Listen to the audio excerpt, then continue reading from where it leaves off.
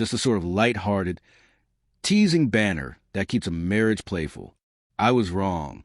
So devastatingly, heartbreakingly wrong.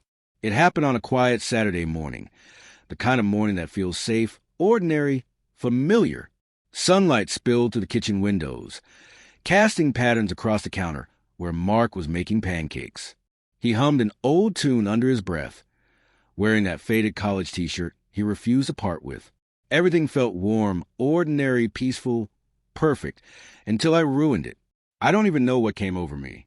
Pride, maybe, or that careless, immature streak that sneaks in when you take love for granted. I was scrolling through Instagram, laughing at a picture of some fitness trainer everyone online seemed obsessed with. Without thinking, I said, if I ever ran away with someone, it'd be him. Look at those arms. I expected Mark to roll his eyes, tease me back, laugh like he always did. But the world shifted instead. He froze. The spatula halted midair. Batter dripped slowly to the floor. His expression wasn't angry, not shocked, just wounded in a way that made my stomach knot. He looked at me not as his wife, but as a stranger standing in his kitchen. He quietly turned off the stove, wiped his hands, and said 3 words that cut sharper than any argument ever could. Good to know. No sarcasm, no yelling, just calm, precise disappointment. Then he walked out. No slammed doors, no raised voices, just silence. The moment he left, the house changed. The air felt brittle, cold. The ticking clock sounded unbearable. I wanted to grab my words back, shove them down my throat, pretend I hadn't said them. But words, once spoken, don't return.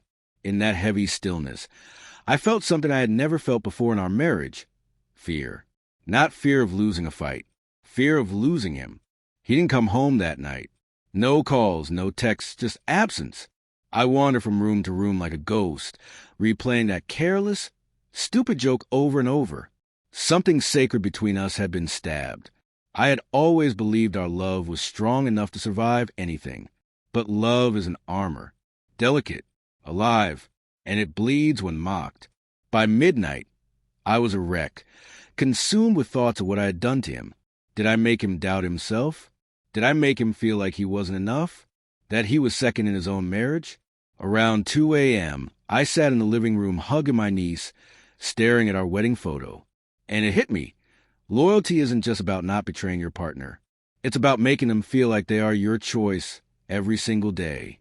Mark came home the next morning, calm, too calm. He sat across from me, voice steady. Don't worry, he said. I didn't do anything reckless. I just needed to understand something. Then he looked at me, really looked at me, and asked, have I ever made you feel second?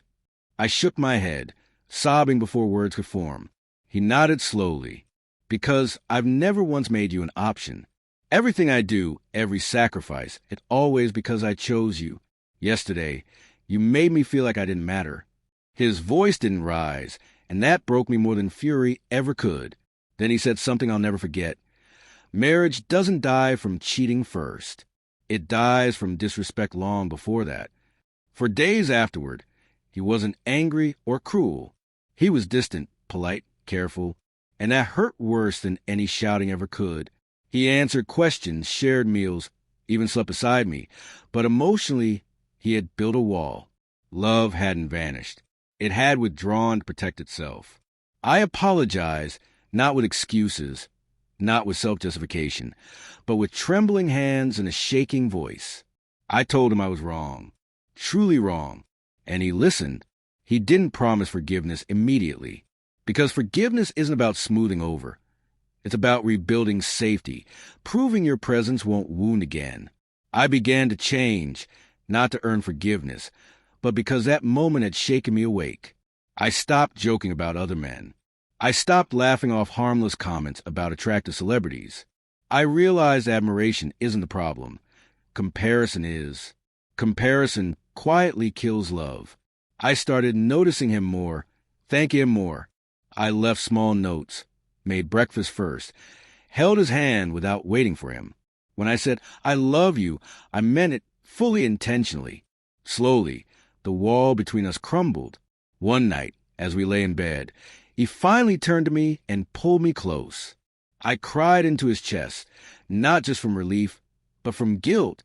I had almost destroyed something precious with a single careless sentence.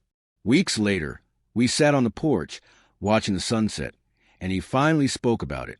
"You shook something in me," he said softly, "and it scared me." I reached for his hand, afraid he'd pull away, but he didn't. "I never wanted anyone else," I whispered, "but I made you feel like you could be replaced." "That was cruel," he said. "It will never happen again." Then he leaned forward and kissed my forehead. Quiet, patient, forgiving. That simple touch meant more than any grand gesture ever could.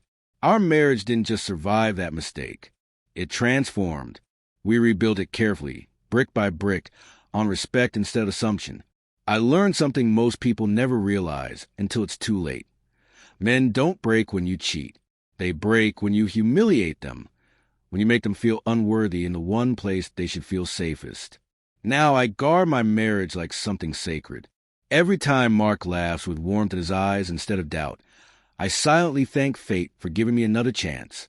Because one careless joke almost cost me the man who never once treated me like an option.